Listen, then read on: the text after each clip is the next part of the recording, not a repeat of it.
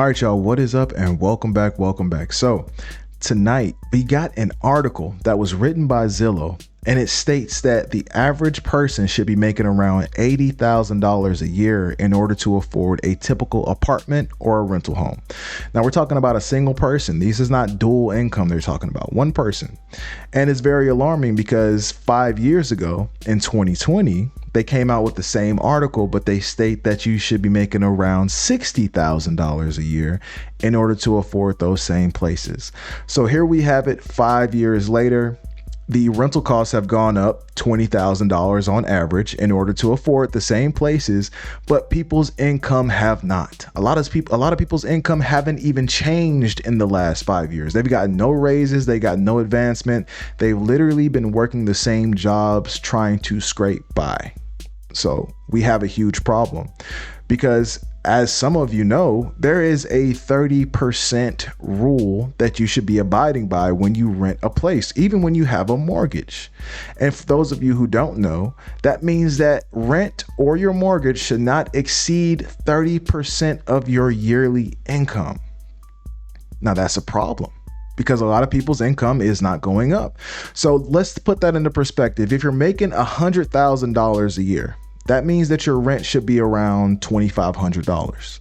If you're making $80,000 a year, that means your rent should be around $2,000. And yes, if you're making $60,000 a year, which is the national average per research, your rent should be $1,500 a month.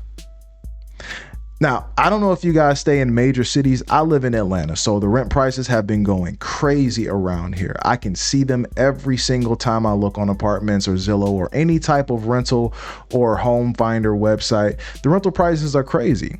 And I can tell you right now, if you're paying $1,500 a month to rent somewhere, you are not going to be in a nice place. You are going to be surrounded by crime, my friend. Okay? You're going to wake up and find one of your windows broken on your vehicle, I guarantee it. Or you're just going to have a rundown place. Now, I can't speak for every city, but I can say in Atlanta, it is not pretty when it comes to the rental prices. If you find somewhere cheap, you're going to find out sooner or later why this place was that cheap. You think you found a gem, you think you found a diamond in the rough, but you realize, no, this was a silver painted rock, okay? And you're going to find out why it was so cheap, like I said. But this is a huge problem because they are reporting that families have no expendable income anymore. Hell, I think AMC was doing something where they were going to make one day free to go to the movies or something like that because no one's even going to the movies anymore. I mean, you got some people, but a lot of people don't have expendable income to do the things they love. And then, of course, the smart ones that have a little bit know to save it. And then the other ones just bury themselves in debt by putting everything on credit cards or the credit cards that they can get, right? So we have a huge problem, not only with the rental prices, but with the drop in income and, of course, Americans' addiction to consumerism. A lot of landlords are pricing out middle-class tenants. A lot of landlords, they're pricing their rent for people that make around six figures. A lot of landlords do not want middle class in their dwellings anymore. They want people that make six figures and above because they have more expendable income. They're more likely to pay their rent. The catch-22 is a lot of these landlords can't even rent their places out because people don't make that money. The average person just does not make six figures. That's going to be a dual income household, which a lot of people are doing now. People can't afford to live on their own anymore. So many people are having roommates. So many people are going in on houses and just putting one person in each and every room. I know people with 3-4 bedroom houses that have one person staying in each bedroom, y'all. Each bedroom, in order to make sure that the mortgage is paid, in order to make sure that the rent is paid. Sometimes it works out in their favor because they have expendable income at the end of the month from the influx in rent for subletting or whatever. But at the end of the day, you shouldn't have to do that. As a person who works 40 plus hours a week, you should not have to go through the extra mile in order to just live. And I love when our parents, come and say to us, oh, you should have did this, you should have did that. I don't want to hear it. Houses were $13 when you were my age. I don't want to hear it. Okay. All right. This is 2025. This is a brand new day and age. All right. Saving is not the same. Home buying is not the same. Some things are easier, but a lot of things are harder. A lot of things are harder. The market is saturated. It's just really hard to catch a really good deal nowadays. I mean, let's just be honest. But what I'm really worried about is young adults with families, because these adults have children. They have young children and they're not making any more income. The income is at a standstill. All right. I know some of you may have gotten raises on your job, but jobs aren't even giving raises anymore like they used to, because the companies themselves are starving. We have so much going on with the tariffs now. A lot of companies are coming to a halt. We got so much going on with DEI initiatives and all this. Companies are not in good shape. If you look at the stock market, a lot of companies are down right now. And CEOs, one thing about CEOs, they don't like taking a pay cut. All right. CEOs take home their own annual income as well. And if they have to take a pay cut, they're probably going to lay some employees off before they take that pay cut. I'm just going to be honest with you. They're not going to take home $20,000 less a year. They rather just lay someone off.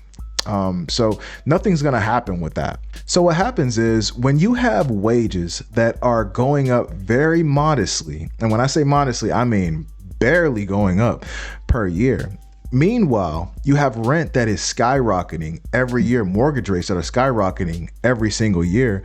What you're creating is a permanent poor and middle class. You're creating that poor, permanent middle class, and they can't get out of it. There is no return from it. Everybody wasn't meant to be a CEO or own a business or make, crazy money. A long time ago, it used to be you could go work at a factory and you could have 3 cars and a nice 4 or 5 bedroom house for your family with a pool, and you'll be fine. You could live the American dream working at a factory. You cannot do that now. If you work at a factory, you may not even barely be able to survive, just like everybody else. You may just be making average income. But a lot of people, like I said, they're not going to follow the 30% rule because they don't make that anymore. They don't make 30% of their rent. A lot of people are making half of their rent. So like I said, this is going to create a vicious cycle of poverty for the middle class of America, because these people are never going to be able to get out of renting at the end of the day. They're going to pay rent and not be able to save enough to put a down payment on a house, thus creating a vicious cycle that never ends. And guess what's going to happen? The rental prices are just going to go further up. Meanwhile, income is barely trickling up. Barely trickling up.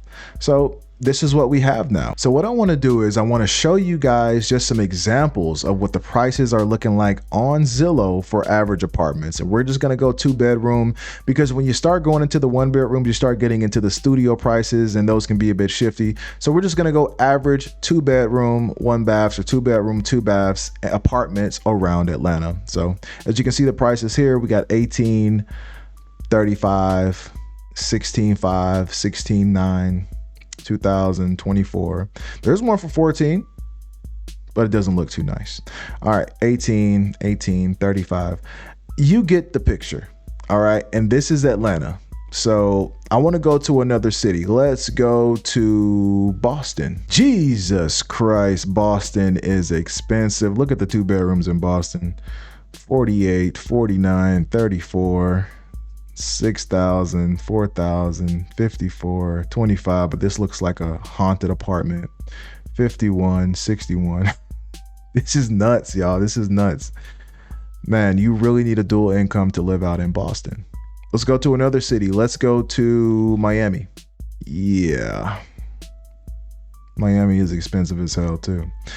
For a lot of these places, I'm going to be honest, you could probably afford them if you had very low overhead with the rest of your bills. Meaning that if you didn't have a lot of other bills, you don't have car note, cable, Wi-Fi, all this different stuff, and you literally lived like a caveman in your penthouse in Miami, you could probably afford some of this stuff.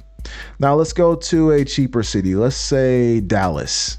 And just as I thought, Dallas is looking way more affordable. Even though some of these places are crazy high, Dallas is one of those places where, yeah, you could probably find a 2-bedroom apartment for around $1,500, maybe even $2,000, breaking a little bit of the budget there for people that make $60,000 a year. But it's slightly more affordable than other cities, even though it's still technically out of the budget for someone who makes $60,000 a year, because their rent needs to be around $1,500 a month. Now, just to humor myself, I want to look at San Francisco. And San Francisco did not disappoint. Average cost, Jesus, $7,200 a month. The average cost, I'm seeing around $4,000 to $5,000 a month is the average cost for a 2-bed off in San Francisco. Yeah, it is just about right. I think that more states should practice rent control. I know New York and the northern states, they have a big thing about that, but rent control needs to come to more states. Because these companies, they will keep going up on your prices, $200, $300, $400 every single year. And like I said, some of these landlords can't even afford to rent out their places, because at the end of the day, they're looking for 6-figure income households to rent. And a lot of 6-figure income households, they have already bought. They bought back in the day when the housing market was great. One thing you can do to counteract this is limit your consumerism. I know Americans, we are addicted to consuming. We're addicted to subscriptions. We're addicted to shopping. We're addicted to cars. We're addicted to this stuff. Let's just be honest. So one thing we're going to have to do is limit our consumerism in order to afford things that are going to appreciate in time, building us wealth in the future. It's better to buy an asset than it is to buy a liability. And a lot of the things we own are liabilities. We just have to be honest about that. And financial literacy needs to be taught from a young age. Financial literacy is so important. They didn't have a class for that in school. Economics was not about financial literacy. It wasn't. Okay, that needs to be taught to your children from you. We need to teach our youth about this, because no one taught this to us. No one sat us down when we were 16 and said, hey, you need to make sure you have a great credit score, because one day you need to get a mortgage and you can do this, first time home buyer, and save up $10,000. Nobody told us this stuff. Okay, they just kicked us in the butt right out of high school and said, hey, either go to college or work at Pizza Hut. There was no in between, and we had to figure this stuff out on our own. And here we are in 2025, still looking around like, what in the entire hell happened? So I want to hear some people from different cities, whether you're in Atlanta, Miami, Houston, Detroit. I want to hear from you.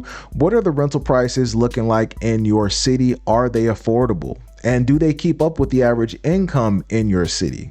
Let me know what you think. And as always, if you like what you see, make sure you like, comment, and subscribe to the channel. And I'll see y'all later. Peace.